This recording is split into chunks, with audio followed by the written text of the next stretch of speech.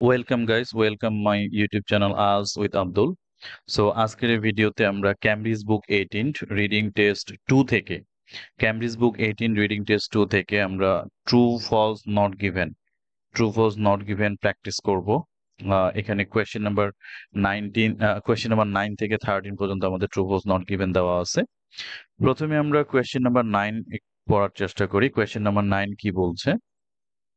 Question number 9 বলা হচ্ছে, during the third phase of construction, sandstone slabs were placed in both the outer areas and the middle of the Stonehenge site. অর্থাৎ during the third phase of construction, অর্থাৎ কনস্ট্রাকশনের যে তৃতীয় ধাপ ছিল সেই তৃতীয় ধাপের প্রাক্কালে স্যান্ডস্টোন স্ল্যাবস, এখানে কিছু স্ল্যাবস আছে যেগুলো স্যান্ডস্টোন স্ল্যাবস বলা হচ্ছে। So this slabs were placed, এই স্ল্যাবস গুলোকে রাখা হয়েছিল ইন মধ্যে, বোথ দ্য আউটার এরিয়ার মধ্যে অ্যান্ড দ্য মিডল, মাঝখানে of the Stonehenge site, অর্থাৎ স্টোন হ্যান্ডসের যে সাইটটা আছে সেই সাইটের আউটার এরিয়াসেও রাখা হয়েছিল এবং মিডলেও, মাঝখানেও রাখা হয়েছিল। তাহলে আমরা যদি এখন এই কোয়েশ্চেনটাকে হাইলাইট করতে চাই বা এই কোয়েশ্চেন থেকে যদি আমরা কিওয়ার্ড গুলো বাছাই করতে চাই, তাহলে আমরা প্রথমে যেটা দেখব সেটা হলো এখানে থার্ড ফেজের কথা বলা হচ্ছে, during the third phase of construction. আর এখানে স্ল্যাবস এর কথা বলা হচ্ছে, অনেকগুলো স্ল্যাবস এখানে রাখা হয়েছিল প্লেসড ইন আউটার এরিয়াস, অর্থাৎ বাহিরের অংশে রাখা হয়েছিল, আর এটা হচ্ছে মিডলে রাখা হয়েছিল। তো এই কয়েকটা হচ্ছে আমাদের কিওয়ার্ড। আমরা যেহেতু কিওয়ার্ড গুলো পেয়ে গেছি, এখন আমরা প্যাসেজে চলে যাব। তো আমরা প্যাসেজে যেটা দেখতে পাচ্ছি, আমাদের এখানে হিন্টস নেওয়া আছে, অর্থাৎ এই অংশটুকুর ভিতরে আমাদের আনসার গুলো পাওয়া যাবে। তো আমরা যদি প্রথমেই এই প্যারাগ্রাফটুকু আমরা পড়ি বা এই সেন্টেন্স গুলো পড়ি, এখানে যে 2টা বা 3টা সেন্টেন্স দেওয়া আছে, এখানে আমরা আনসারটা আশা করি পাবো। তো আমরা দেরি না করে প্রথমে আনসারটা পড়া শুরু করি। এখানে প্রথমে যেটা বলা হচ্ছে, the third phase of construction took place around 2000 BCE.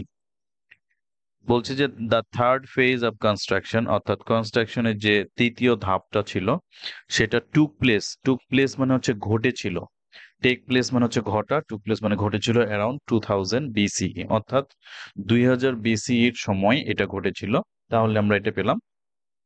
At this point, এই সময়ে স্যান্ডস্টোন স্ল্যাবস, আমাদের স্যান্ডস্টোন যে স্ল্যাবস গুলো নোন অ্যাজ সারসেন্স, অর্থাৎ এগুলো সারসেন্স নামে পরিচিত।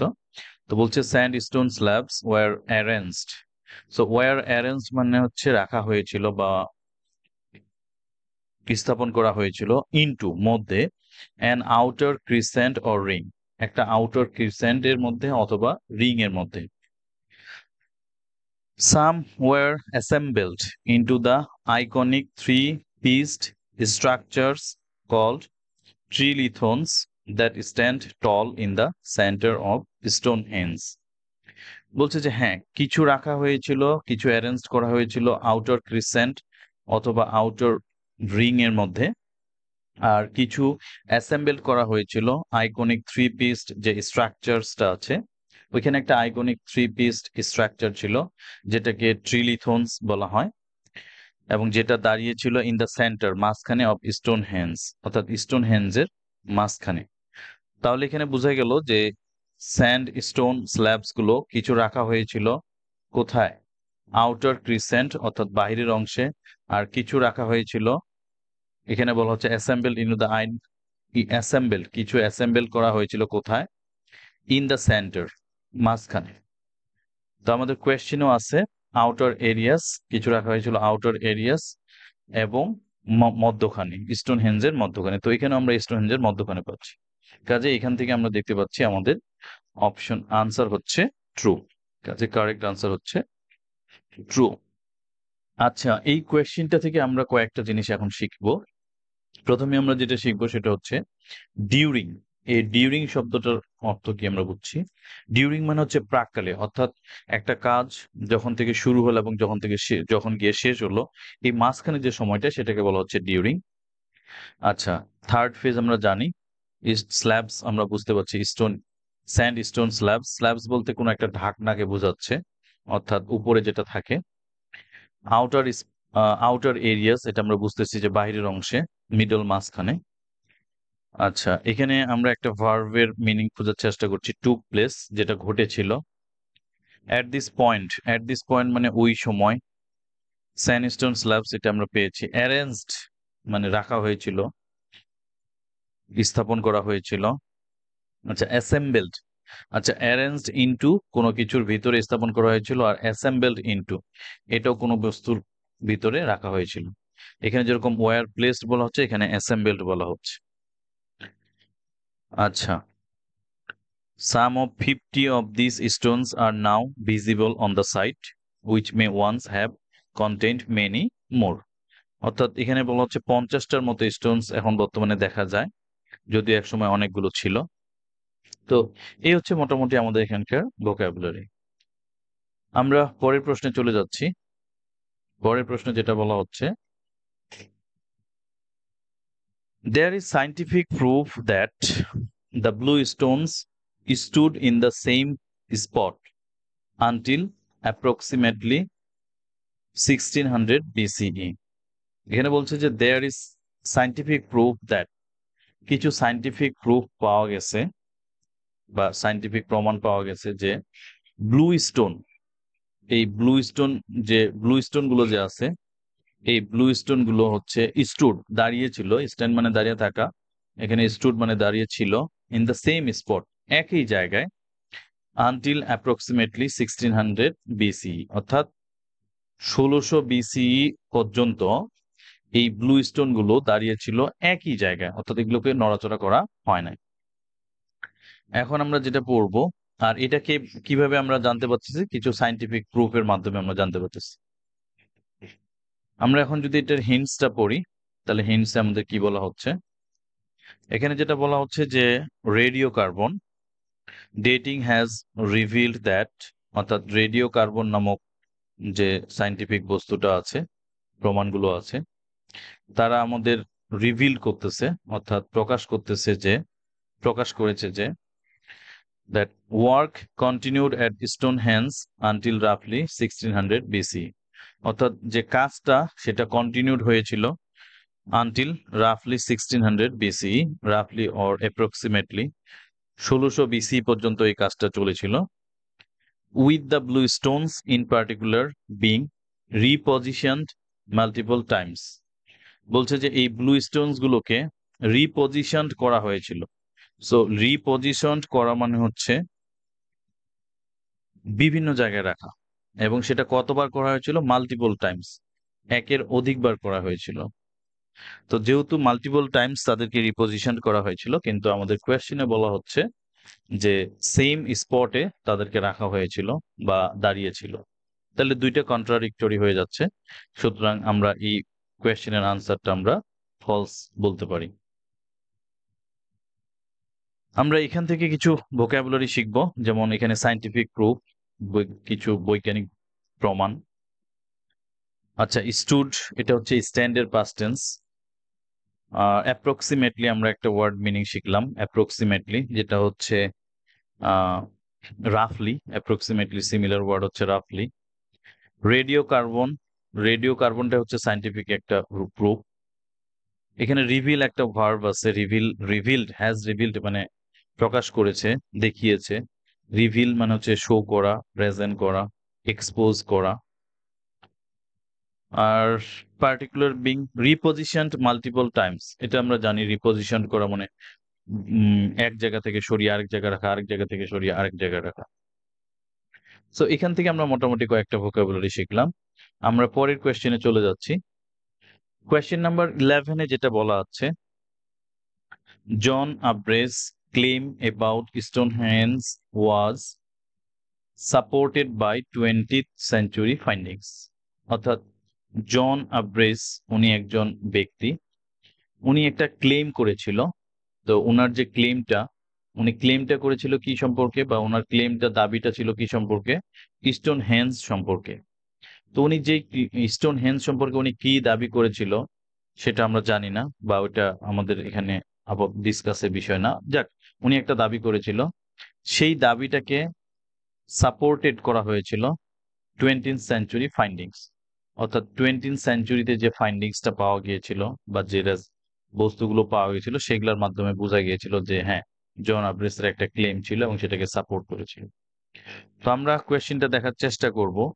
এখানে আমাদের কিওয়ার্ড হিসেবে জন আব্রেস ওনার একটা যেহেতু ক্লেম আছে, আর 20th সেঞ্চুরিজ ফাইন্ডিংসটা আছে। স্টোনহেঞ্জ তো আমাদের পুরো প্যাসেজ জুড়েই, কাজে এটা আমরা না নিলেও পারি। আর সাপোর্টেড কথাটা আমরা নিতে পারি। আমরা এখন এখানে লোকেশনটা পেয়েছি, হিন্টসটা পেয়েছি। সো এই হিন্টস থেকে আমরা দেখার চেষ্টা করব আনসারটা কারেক্ট কি হতে পারে, ট্রু না ফলস না not given. In the 17th century বলছে যে 17 শতকে archaeologist John Aubrey made the claim that, archaeologist John Aubrey উনি একজন আর্কিওলজিস্ট ছিলেন, তিনি মেড দ্য ক্লেম তার মানে তিনি দাবি করেছিলেন, একটা দাবি করেছিলেন যে Stonehenge was the work of druids. বলছে যে স্টোনহেঞ্জ মূলত একটা কাজ, সেই কাজটা ছিল স্টোনহেঞ্জ যে বস্তুটা বা স্ট্রাকচারটা, এটা ছিল দ্য ওয়ার্ক অফ ড্রুইডস, অর্থাৎ ড্রুইডদের কাজ ছিল, অর্থাৎ ড্রুইডরা এটা বানিয়েছিল। এখন ড্রুইডস কারা? ড্রুইডস সম্পর্কে অতিরিক্ত তথ্য এখানে পাওয়া যাচ্ছে। Who had important religious, judicial and political roles in Celtic society. So druids যে দলটার কথা বলা হচ্ছে, এটা এ সার্টেন গ্রুপ অফ পিপলের কথা বলা হচ্ছে, তাদের একটা ইম্পর্ট্যান্ট ছিল, গুরুত্ব ছিল, হেড মানে ছিল, তাদের গুরুত্ব ছিল কিসে? রিলিজিয়াস ধর্মীয়, জুডিশিয়াল বিচারিক, অ্যান্ড পলিটিক্যাল রোলস এবং রাজনৈতিক ভূমিকাও ছিল। কোথায়? সেল্টিক সোসাইটিতে, তাদের সেল্টিক সোসাইটিতে একটা ভূমিকা ছিল। This theory was widely popularized by the antiquarian William Stukeley. So এই থিওরিটা, অর্থাৎ এখানে একটা থিওরির কথা বলা হচ্ছে। সো এই থিওরিটা ওয়াজ ওয়াইডলি পপুলারাইজড, এটা জনপ্রিয়তা হয়েছিল, জনপ্রিয়তা লাভ করেছিল by the antiquarian William Stukeley, অর্থাৎ একজন অ্যান্টিকোয়ারিয়ান উইলিয়াম স্টাকলির মাধ্যমে। হু হ্যাড যার ছিল, who had unearth primitive graves at the site, যিনি আনআর্থ করেছিলেন। এখানে আনআর্থ মানে হচ্ছে রিভিল করা বা আবিষ্কার করা, এক্সপোজ করা। প্রিমিটিভ গ্রেভস অর্থাৎ আদিম কিছু কবর বের করেছিলেন এই সাইটগুলোতে, অর্থাৎ এই যে স্টোনহেঞ্জ যে জায়গাটাতে ছিল। যাই হোক, however in the mid 20th সেঞ্চুরিতে অর্থাৎ 20 শতকে radio carbon dating demonstrated that, অর্থাৎ রেডিও কার্বন ডেটিং যেই সাইন্টিফিক একটা প্রুফ যেটাতে ডেট দেওয়া ছিল, রেডিও কার্বন একটা বস্তু সেটাতে ডেট দেওয়া ছিল, সেটা ডেমনস্ট্রেট করেছিল যে Stonehenge stood more than 1000 years before the Celts inhabited the region. বলছে যে more than 1000 years before the Celts inhabited the region, অর্থাৎ 1000 বছর পূর্বে যখন সেলসরা ওই জায়গাটাতে ইনহেবিটেড করেছিল, অর্থাৎ বসবাস করেছিল। তাহলে এখানে জন আব্রেস একটা যে ক্লেম করেছিল স্টোনহেঞ্জ সম্পর্কে, তো সেটার সাপোর্টেড করা হয়েছিল 20 শতকে 20th সেঞ্চুরিজ ফাইন্ডিং সম্পর্কে। তো 20th সেঞ্চুরিজ ফাইন্ডিংস যে এটাতে আমাদের সাপোর্ট করেছিল এরকম কোনো বর্ণনা এখানে বলা নাই, কিন্তু এখানে একটা বলা আছে, this theory was widely popularized by the antiquarian William Stukeley, অর্থাৎ উইলিয়াম স্টাকলির মাধ্যমে এটা পপুলারাইজড হয়েছিল। এখন এখানে সাপোর্টেড কথাটা কতটুকু এটা আমরা একটু যাচাই বাছাই করে দেখব। তাহলে আমরা এখানে যেটা দেখতে পাচ্ছি সেটা হলো যে জন আব্রেস ক্লেম যেটা, সেটা হচ্ছে সাপোর্টেড, তার ক্লেমটাকে হয়েছিল বাই 20th সেঞ্চুরি ফাইন্ডিংস দ্বারা। 20th সেঞ্চুরির যে ফাইন্ডিং, সেই ফাইন্ডিং দ্বারা তার দাবিটাকে সাপোর্ট করা হয়েছিল। কিন্তু এখানে বলা হচ্ছে দিস থিওরি ওয়াজ ওয়াইডলি পপুলারাইজড, অর্থাৎ এই থিওরিটা ওয়াইডলি পপুলারাইজড করা হয়েছিল বা জনপ্রিয় করে তোলা হয়েছিল by the antiquarian William Stukeley. The antiquarian William Stukeley উনি এটা সাপোর্ট করেছিলেন। আমাদের কি হচ্ছে? ফলস হচ্ছে, অর্থাৎ আমরা কারেক্ট আনসার হিসেবে পাচ্ছি ফলস। এখানে আমরা এই প্রশ্নটার এখন যে জিনিসটা শিখবো, এখানে আমাদের কিছু ইম্পর্টেন্ট ভোকাবুলারি আমরা শিখব। এখানে আমরা ফাইন্ডিংস কথাটা যেটা প্রথমে পেয়েছি, ফাইন্ডিংস মানে হচ্ছে কোনো কিছুর ফলাফল বা রেজাল্ট, যেটা কোনো পরীক্ষা নিরীক্ষার মাধ্যমে পাওয়া যায়, সেটা হলো ফাইন্ডিংস। আর্কিওলজিস্ট, যিনি আর্কিওলজি নিয়ে পড়ালেখা করেছেন। আচ্ছা, ড্রুইডস বলা হচ্ছে, ড্রুইডস হচ্ছে একদল লোক বা এ সার্টেন গ্রুপ অফ পিপল, এটা বলা হচ্ছে। আমরা এরপরে যেটা দেখতে পাচ্ছি জুডিশিয়াল, রিলিজিয়াস, এটা আমরা জানি ধর্মীয়। আচ্ছা, এরপরে আমরা জুডিশিয়াল, সেটা হচ্ছে বিচারিক, পলিটিক্যাল, রাজনৈতিক। আচ্ছা, ওয়াইডলি মানে হচ্ছে ব্যাপকভাবে, এখানে ওয়াইডলি মানে হচ্ছে ব্যাপকভাবে। পপুলারাইজড মানে হচ্ছে জনপ্রিয় হয়ে যাওয়া, জনপ্রিয় হয়ে ওঠা। এরপরে যেটা ওয়ার্ড আমরা এখানে দেখতে পাচ্ছি অ্যান্টিকোয়ারি, আর্কেইস্ট, অ্যান্টিকোয়ারিয়ান, উইলিয়াম স্ট্যাকলি। আচ্ছা, অ্যান্টিকোয়ারিয়ান। এরপরে আমরা আসি হলো প্রিমিটিভ, আনআর্থ কথাটা মানে হচ্ছে এক্সপোজ করা, এক্সকাভেট করা অর্থাৎ ডিগ আপ করা, এক্সট্র্যাক্ট করা। আনআর্থ মানে কোনো কিছু অবমুক্ত করা, উন্মুক্ত করা। প্রিমিটিভ যেটা বলা হচ্ছে, এই প্রিমিটিভ শব্দটার মানে হচ্ছে খুব হার্ডস বা রুড টাইপের, যেটা আদিমকালের বলা হচ্ছে। আচ্ছা, তো এই ছিল আমাদের এখানে ইনহেবিটেড একটা কথা আছে। ইনহেবিটেড মানে হচ্ছে যে এলাকায় তারা বসবাস করেছিল। ডেমনস্ট্রেটেড একটা ভার্ব এখানে আছে, ডেমনস্ট্রেট মানে হচ্ছে বর্ণনা করা, বিশ্লেষণ করা। তো এই ছিল মোটামুটি এখানকার ভোকাবুলারি। আমরা পরের কোয়েশ্চেনে চলে যাচ্ছি, কোয়েশ্চেন নাম্বার 12। কোয়েশ্চেন নাম্বার 12 যেটা বলা আছে সেটা হলো অবজেক্টস ডিসকভার্ড এট স্টোনহেঞ্জ। বলছে যে অবজেক্টস, বস্তুগুলো বা জিনিসপত্রগুলো ডিসকভার্ড, আবিষ্কার করা হয়েছিল এট স্টোনহেঞ্জ, যেগুলো স্টোনহেঞ্জ যে সাইট, ওই সাইটে আবিষ্কার করা হয়েছিল। সিম টু ইন্ডিকেট দ্যাট, মানে সেগুলো মনে হচ্ছিল বা তারা ইন্ডিকেট করছিল যে it was constructed by a number of different groups of people.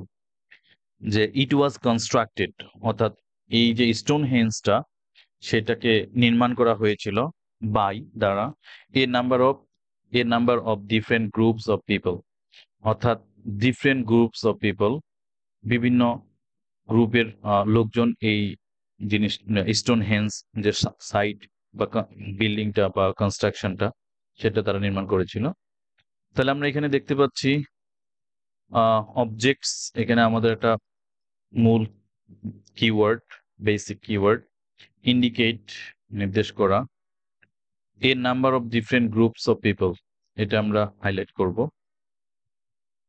তাহলে আমরা এখন দেখি স্টোনহেঞ্জ। তো স্টোনহেঞ্জ আমাদের এখানে না হাইলাইট করলেও চলবে।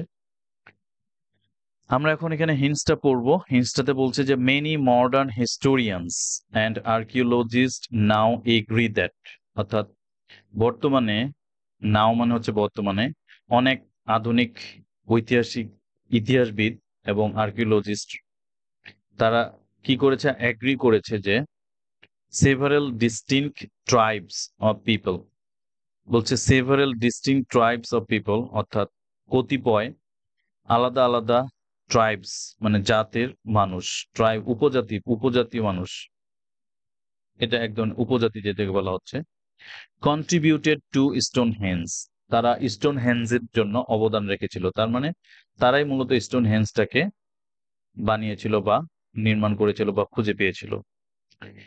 Each undertaking a different phase of its construction. So প্রত্যেকটা ট্রাইবসের যে লোকজন, সেই ট্রাইবসের যে লোকজন প্রত্যেককেই আন্ডারটেকিং করা ছিল, অর্থাৎ তাদের সিগনেচার দেওয়া ছিল এ different phase of its construction, এটার বিভিন্ন ধাপে ধাপে তাদের সিগনেচার বা তাদের কিছু একটা আন্ডারটেকিং দেওয়া ছিল।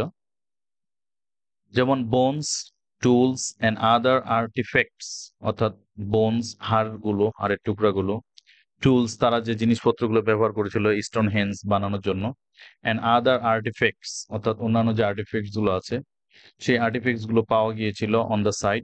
সিম টু সাপোর্ট, মনে হচ্ছিল যে তারা সাপোর্ট দিচ্ছে দিস হাইপোথেসিস, অর্থাৎ এই অ্যাজাম্পশনটা বা এই অনুমানটা, হাইপোথেসিস, এই ইমাজিনেশনটা।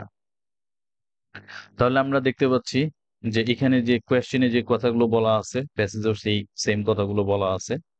এখানে বলা হচ্ছে যে স্টোন হেঞ্জ এটা কনস্ট্রাক্ট করা হয়েছিল by a number of different groups of people. এখানে বলা হচ্ছে যে বিভিন্ন অনেক হিস্টোরিয়ানস, ঐতিহাসবিদ এবং আর্কিওলজিস্ট তারাও এগ্রি করেছেন যে several distinct tribes of people তারা কন্ট্রিবিউট করেছিল স্টোন হেঞ্জে নির্মাণের পিছনে, এবং প্রত্যেকটা আন্ডারটেকিং দেওয়া ছিল different phase of its construction, এটার বিভিন্ন ধাপে ধাপে, যার কারণে আমাদের সঠিক আনসার হচ্ছে ট্রু। এবার আমরা এই কোয়েশ্চেন থেকে কিছু ভোকাবুলারি শেখার চেষ্টা করব। অবজেক্টস বলছে বস্তুগুলো, ডিসকভার্ড অর্থাৎ যেগুলোকে আবিষ্কার করা হয়েছিল। ইন্ডিকেট আপনারা বলতে বলছে, সিম টু ইন্ডিকেট মানে হচ্ছে নির্দেশনা দিচ্ছে, নির্দেশনা দেয়। A number of different groups of people, বিভিন্ন ধরনের বিভিন্ন গ্রুপ, দলের লোক। আচ্ছা, মডার্ন হিস্টোরিয়ানস, আমরা হিস্টোরিয়ানস পাচ্ছি ইতিহাসবিদ। আর্কিওলজিস্ট অর্থাৎ আর্কিওলজি নিয়ে যারা পড়ালেখা করেছেন তারা। ডিস্টিংক্ট আলাদা আলাদা, ডিস্টিংক্ট মানে হচ্ছে ডিফারেন্ট, আলাদা আলাদা, সেপারেট। এখানে ডিস্টিংক্ট শব্দটার মানে হচ্ছে সেপারেট। ট্রাইবস মানে হচ্ছে আমাদের উপজাতির কথা বলা হচ্ছে, এক জাতি, কমিউনিটিস এর কথা বলা হচ্ছে, সোসাইটির কথা। কন্ট্রিবিউট টু অবদান রাখা, কন্ট্রিবিউট টু এই ভোকাবুলারিটার মানে হচ্ছে কোনো কিছু অবদান রাখা। আন্ডারটেকিং, আন্ডারটেকিং মানে হচ্ছে নির্দেশনা দিচ্ছে, আন্ডারটেকিং দিচ্ছে। সো এখানে আন্ডারটেকিং কথাটার সিনোনিম আমরা পাচ্ছি টাস্ক বা জব, তাদের যে রেসপন্সিবিলিটি গুলো। আচ্ছা, এরপরে বোনস জানি হাড়, টুলস যন্ত্রপাতি, আর্টিফেক্টস। এখানে আর্টিফেক্টস বলা হচ্ছে ওই সমস্ত অবজেক্টস বা বস্তু যেগুলো সাধারণত অতীতকালে পাওয়া গিয়েছিল বা পাওয়া যায়। হাইপোথেসিস এই শব্দটার মানে আমরা জানবো। হাইপোথেসিস মানে হচ্ছে ইমাজিনেশন, অর্থাৎ অনুমান করে বলছে বা কোনো কিছু কল্পনা করা। এখানে বলা হচ্ছে যেমন প্রপোজিশন, সাপোজিশন, অথবা সাজেশন, অথবা প্রিমিস, অথবা থিওরি। এই ধরনের বস্তুটাকে বলা হচ্ছে হাইপোথিসিস, হাইপোথেসিস। তো আমরা এর পরের কোয়েশ্চেনে চলে যাচ্ছি, কোয়েশ্চেন নাম্বার 13। আমাদের এই কোয়েশ্চেনটা অনেক ইম্পর্টেন্ট, অনেক কনফিউজিং একটা কোয়েশ্চেন আশা করি। বলছে criticism of Gerald Hawkins theory. So criticism সমালোচনা কার নিয়ে? জেরাল্ড হকিংস থিওরি, অর্থাৎ জেরাল্ড হকিংস একটা থিওরি দিয়েছেন, সেই থিওরিটার সমালোচনা। উনি কি সম্পর্কে থিওরি দিয়েছেন? About Stonehenge. উনি স্টোন হেঞ্জ সম্পর্কে যে থিওরি দিয়েছেন, has come mainly from other astronomers. বলছে যে এই ক্রিটিসিজমটা মূলত এসেছে, আমরা যদি এইটুকু বাদ দিয়ে পড়ি তাহলে আমাদের কি দাঁড়াচ্ছে, যে ক্রিটিসিজম হ্যাজ কাম, অর্থাৎ ক্রিটিসিজমটা এসেছে মেইনলি, প্রধানত আদার অ্যাস্ট্রোনোমার্স, অর্থাৎ অন্যান্য যে অ্যাস্ট্রোনোমার্স গুলো আছে তাদের কাছ থেকে মূলত ক্রিটিসিজমটা এসেছে। তার মানে অন্যান্য যে অ্যাস্ট্রোনোমার্স গুলো আছে তারা মূলত এটা নিয়ে ক্রিটিসিজম করেছে বা ক্রিটিসাইজ করেছে। এন্ড ঘটনা কি সত্য কিনা সেটা জানতে হবে। তো জেরাল্ড হকিংস থিওরি সম্পর্কে ক্রিটিসিজমটা এসেছে কার সম্পর্কে? জেরাল্ড হকিংস থিওরি সম্পর্কে। তো উনি থিওরিটা কি সম্পর্কে দিয়েছিলেন? ওনার থিওরির বিষয়ে ক্রিটিসিজম এসেছে, কিন্তু উনি থিওরিটা দিয়েছিলেন স্টোন হেঞ্জ সম্পর্কে। ঠিক আছে, আমরা এখন পড়বো হিন্টসটা, আমরা এখন পড়বো, দেখি যে আসলে ঘটনাটা কতটুকু সত্য। In the 1960s, the astronomer Gerald Hawkins suggested that the cluster of megalithic stones operated as a form of calendar. বলা হচ্ছে যে the cluster of megalithic Stones, অর্থাৎ মেগালিথিক স্টোনস নামে স্টোন গুলো পাওয়া গিয়েছিল, যে স্টোন গুলো মেগালিথিক নামে পরিচিত, তাদের যে ক্লাস্টার ছিল সেই ক্লাস্টারটা অপারেটেড হয়েছিল, অর্থাৎ এই ক্লাস্টার গুলোকে তারা ব্যবহার করেছিল কি হিসেবে? এই calendar form, a form of calendar, এক ধরনের ক্যালেন্ডার হিসেবে তারা ব্যবহার করেছিল।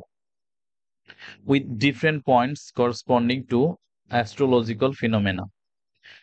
উইথ ডিফারেন্ট পয়েন্টস, বিভিন্ন পয়েন্ট এর সাথে, যেটা করসপন্ডিং করছিল, করসপন্ডিং টু অ্যাস্ট্রোলজিক্যাল ফেনোমেন, অর্থাৎ অ্যাস্ট্রোলজিক্যাল যে ঘটনাগুলো আছে তাদের সাথে। যেমন অ্যাস্ট্রোলজিক্যাল ঘটনাগুলো কি কি? এখানে অ্যাস্ট্রোলজিক্যাল ঘটনা বলতে এখানে বলা হচ্ছে সলস্টিক্স, ইকুইনক্সেস অ্যান্ড ইক্লিপস। সো সলস্টিক একটা ঘটনা যেটা অ্যাস্ট্রোলজিক্যাল ফেনোমেনা বলছে। এখানে হচ্ছে ইকুইনক্সেস, এটা একটা ঘটনা। ইক্লিপস, এটা হচ্ছে চন্দ্রগ্রহণ বা সূর্যগ্রহণ। Occurring at different Times of the year, এই ঘটনাগুলো মূলত বছরের বিভিন্ন সময়ে ঘটে। সলস্টিক্স, ইকুইনক্সেস অ্যান্ড ইক্লিপস। আচ্ছা, while his theory has received a considerable amount of attention over the decades, বলছে যদিও হিজ থিওরি বলতে কার থিওরির কথা বলছে? জিরল্ড হকিন্সের থিওরি গুলো বলা হচ্ছে। তো রিসিভ করেছে এই কনসিডারেবল অ্যামাউন্ট অফ অ্যাটেনশন, মনোযোগ, ওভার দ্য ডিকেডস, অর্থাৎ বিবেচ্য পরিমাণে মনোযোগ আকর্ষণ করে, অ্যাটেনশন রিসিভ করেছে ওভার দ্য ডিকেডস, বছরের পর বছর।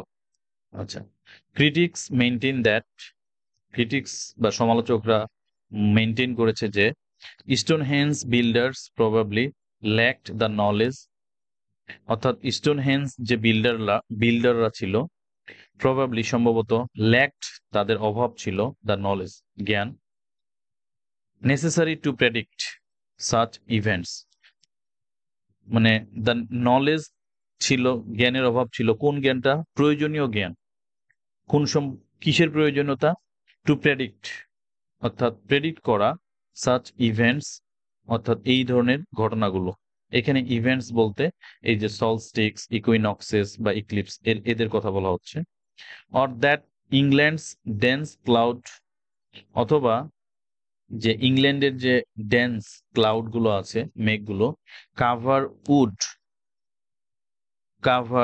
Would have obscure their view of the skies. So cloud গুলো কি করতে পারবে? কাভার, ঢেকে দিতে পারবে। ক্লাউড কাভার অর্থাৎ মেঘের যে ঢাকনা, মেঘগুলো যে আছে, বড় বড় মেঘগুলো, ঘন যে মেঘগুলো, উড হ্যাভ অবস্কিউরড, অর্থাৎ এগুলো অস্বচ্ছ দেখাবে, মানে বাধা দিবে। অবস্কিউর এখানে বাধা দিবে, দেয়ার ভিউ, তাদের দৃষ্টিশক্তিকে, অফ দ্য স্কাই, আকাশের দিকে তাকাইলে। সো এখানে আসলে মূলত যেটা কথা বলা হচ্ছে, পুরো প্যারাগ্রাফটুকু পরে আমরা যেটা বুঝতেছি যে ক্রিটিসিজমটা এসেছিল শুধুমাত্র প্রধানত অ্যাস্ট্রোনমার্সদের কাছ থেকে। তো এখানে অ্যাস্ট্রোনমার্সরা এই ক্রিটিসিজম করেছে এরকম কোনো তথ্য দেয় নাই। হ্যাঁ, এখানে বলা হচ্ছে যে ক্রিটিক্স মেইনটেইন দ্যাট, অর্থাৎ সমালোচকরা মেইনটেইন করেছিল যে Stonehenge builders probably ল্যাকড the knowledge necessary to predict such events, তাদের আসলে নলেজের অভাব ছিল, প্রয়োজনীয় নলেজের অভাব ছিল যে তারা এই ঘটনাগুলোকে প্রেডিক্ট করতে পারবে। কিন্তু অ্যাস্ট্রোনমার্সরা তো জিরোল্ডের থিওরি নিয়ে কোনো সমালোচনার কথা এখানে বলে নাই। সুতরাং নিঃসন্দেহে বলা যাচ্ছে আমাদের এই প্রশ্নের কারেক্ট আনসার হবে নট গিভেন। এবার আমরা এই প্রশ্নটা থেকে কিছু ভোকাবুলারি শিখব। ক্রিটিসিজম আমরা দেখতে পাচ্ছি, ক্রিটিসিজম মানে হচ্ছে সমালোচনা। Disapproval, disagreement. অ্যাস্ট্রোনোমার্স, অর্থাৎ অ্যাস্ট্রোনোমার্স বলতে এখানে যেটা বলা হচ্ছে স্পেস সায়েন্টিস্ট যারা, অর্থাৎ স্পেস নিয়ে যারা কাজ করে। এরপরে অ্যাস্ট্রোনোমার একজন। ক্লাস্টার বলতে এখানে যেটা বোঝাচ্ছে, ক্লাস্টার মানে হচ্ছে কালেকশন, অর্থাৎ the cluster of megalithic Stones, অর্থাৎ মেগালিথিক স্টোনের যে কালেকশন, অনেকগুলো মেগালিথিক স্টোনের কালেকশন যেটা। এরপরে এখানে আছে হলো হচ্ছে occurring at different Times of the year, বছরের বিভিন্ন সময়ে ঘটে, এটা আমরা জানি। এ কনসিডারেবল অ্যামাউন্ট অফ অ্যাটেনশন, অর্থাৎ মনোযোগ, অন্যের মনোযোগ আকর্ষণ করা, এটা বলা হচ্ছে। ডিকেডস, ওভার দ্য ডিকেডস, অর্থাৎ দশকের পর দশক। ডিকেড বলতে এখানে 1 দশক বা 10 বছরের কথা বলা হচ্ছে। ল্যাকড মানে হচ্ছে অভাব, কিসের অভাব? জ্ঞান, নলেজের অভাব। টু প্রেডিক্ট মানে হচ্ছে অনুমান করা, ধারণা করা। ডেন্স ক্লাউড, ঘন মেঘের কথা বলা হচ্ছে। কাভার মানে ঢেকে দেওয়া। অবস্কিউরড, অবস্কিউরড মানে এখানে বলা হচ্ছে কনসিল্ড করা, লুকিয়ে রাখা। কাভার্ড, হিডেন করা, অর্থাৎ লুকিয়ে রাখবে, ঢেকে রাখবে। ভিউ মানে হচ্ছে দৃষ্টিশক্তি, এখানে ভিউ মানে বলা হচ্ছে সাইট